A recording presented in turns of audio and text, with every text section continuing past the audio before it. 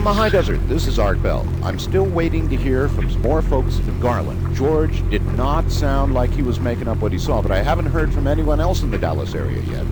You folks out there in Texas, give us a call. Let us know what's going on in the skies tonight. I'll take the next caller. You're on the air with Art Bell. Art? Yes? Art Bell? That would be me. Go ahead, caller. Oh my God, Art. I'm so glad I got a hold of you. Am I home? Yes, you are on the air. Proceed. Yeah, this is Scott from Texas. I don't know about any lights, but my daughter's been acting real strange. How strange? Well, her eyes are glowing. Her eyes are... Did you say... Repeat that. Her eyes are glowing? Yeah, this freaky yellow color. Scott, it sounds like you need to get her to the doctor. It's not just that, Art. She's been growling all weird-like and making hissing sounds. Hissing? Scott, you definitely need to get off the phone with me right now and get her to a doctor. Well, I would, but she's got me locked in my bedroom. Locked in the bedroom? Yeah, Art. She did something to the lock. I can hear her outside the door making that hissing sound. And the handle is too hot to touch. All right. Are you yanking my leg, Scott? No, I'm serious. I'm dead serious. It's totally freaky. Wait. The door's open. What are you doing, honey? All right, folks. I think Scott was having perhaps a little fun with us. One thing's for sure. Strange things are afoot in Texas. We're still waiting to hear from folks in Garland, and I've got a special line open. We'll be back in a moment with more open lines.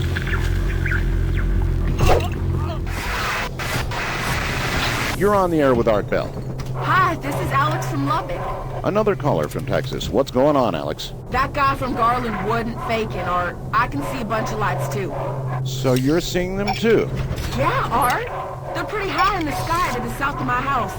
Oh, gosh, my dog's going nuts. Down, boy. What part of Lubbeck are you calling from? I live just north of town, so the lights must be right over Lubbeck, but pretty high up. Can you describe them for me? Yeah, Art, they're about 5 of them.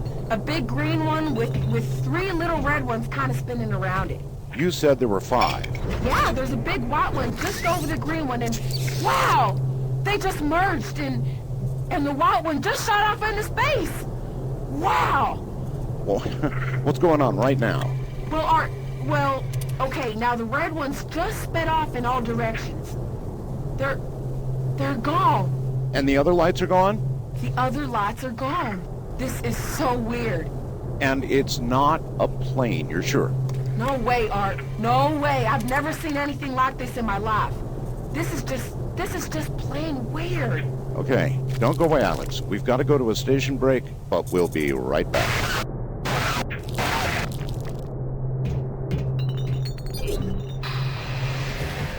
We seem to have lost Alex during the commercial, but I'm getting reports now by email from Oklahoma and Texas of weird lights in the sky and some planes. People are disappearing. Strange things are happening tonight, folks. If you think someone disappeared, give me a call. I've still got my special line opened up, and I'm going to extend it to anyone in the Southwest experiencing any of this strangeness tonight. Welcome, caller. You're on the air. Hey, Art.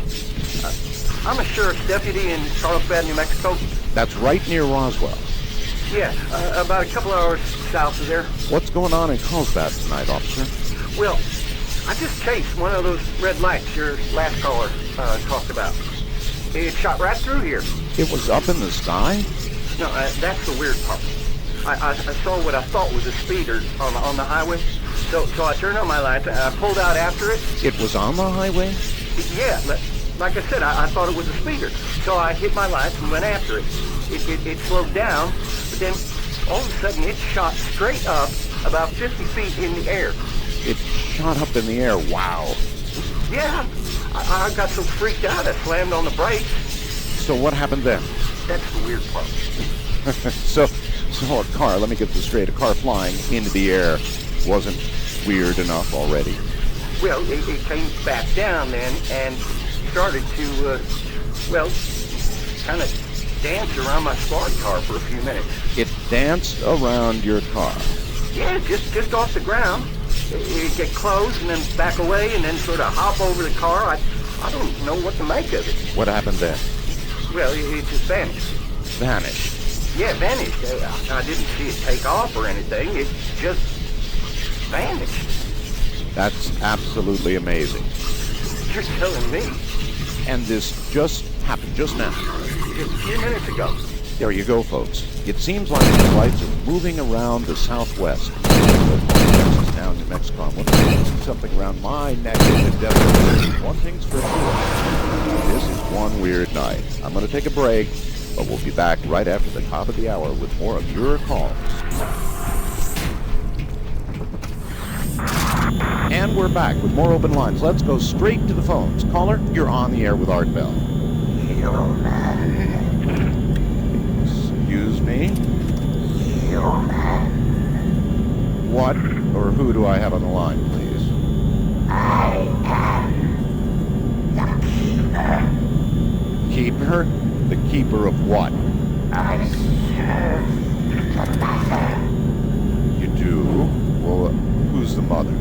She who allows us to serve. Okay, Keeper. Do you have something to share with us tonight? The dark harvest is at hand. Prepare yourselves, human. Oh, okay. That's about enough of that. I'm sorry, folks. That's just one of the hazards of live, open-line talk radio. From time to time, you get a night full of hoaxes. As you know, I don't screen any of my calls. It's just me, my voice, and what you callers bring to the show. At least the callers tonight are entertaining. Good evening from the high desert. This is Art Bell. Well, it's been one hell of a night, folks, and still no official word. Tonight's guest is a psychic researcher from Normal State University in Normal, Texas, and she's going to discuss her own theory of what's going on. But for the first hour, we're going to open up the phone lines for your calls. If you have something on your mind, or if you've seen something strange that you want to share, give us a call. With that, let's open the lines. Caller, you're on the air with Art Bell. Hey, Art. Who's this? Oh, it's Taina from Finland. Finland. Ah, what a beautiful part of the world, to be sure. Welcome, Taina. What's on your mind? Well, I'm a bit of a psychic and I have this dream. Okay, Taina, have you had any dreams lately? Oh, yes. I keep having this vivid dream where I see a man and some sort of bird and they're searching for something. What do you think it means, Taina? Well, it's strange because it's so vivid. There inside is something like a spaceship. And only it's alive. And it's trying to kill them. You said there was a bird. What kind of bird? Yeah, it's a hawk or a falcon. I think a hawk. Anyway, it's so real. There was a particular caller you had on earlier that got me thinking about it. Which one? The one who called himself the Keeper? You mean that prank call? Yes. Oh, I mean, no. I don't think it was a prank because in my dream I saw this Keeper. How did you know he was the Keeper from the call? Because he called himself the Keeper and he had the same voice. So, what did the Keeper look like? Well, he's not a man. He's not a man, so then what is he? Well, I think he was an alien. I saw him very clearly. What did he look like? Describe him. He had this enormous brain and strange legs, and he sort of floated around. Hang on, Tina. I have to take a break. We'll be back at the bottom of the hour with more open lines. And then our special guest, psychic researcher Gretta Caldwell of Normal State University in Normal, Texas.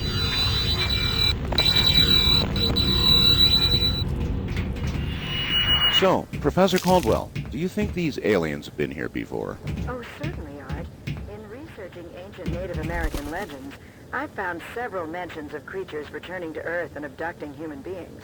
The most recent period was with the Anasazi in the Four Corners region, where New Mexico, Utah, Arizona, and Colorado meet. So you think the Anasazi disappeared because of these same aliens? I think the evidence is quite conclusive, Art. I've been studying the petroglyphs in the area and correlating them with the oral traditions of the Pueblo, Ute, and Hopi tribes. The accounts discuss very similar circumstances, right down to the colors of the lights and the mention of an overlord creature that sounds very much like your keeper. Oh, that's amazing, Professor. Folks, if you're just joining us, we're on the air with NSU Professor of Psychic Research, Gretta Caldwell. She's got a theory that we're being visited by an alien race who's responsible for abductions all throughout our history.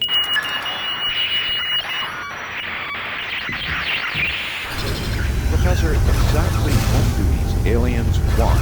Sort of experiment for them? No, Art. The accounts seem to say that we are some kind of food source for them. Food source? Are you serious?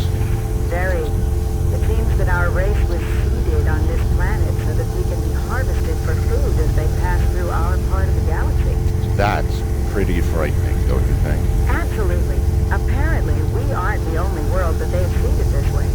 The legends I've read talk about more worlds like ours that serve as food sources while these aliens travel from place to place. That would be why they only abduct some people rather than all of us? Exactly. They only take what they need as they pass through. When will they be back? I don't think they've left, Art. They're still here? Oh, yes. The legends seem to indicate that they remain for several months, and sometimes years, taking food as they require before moving on to the next world. You heard it here, folks. Keep your doors and windows locked if you see any strange lights. From the high desert, this is Art Bell.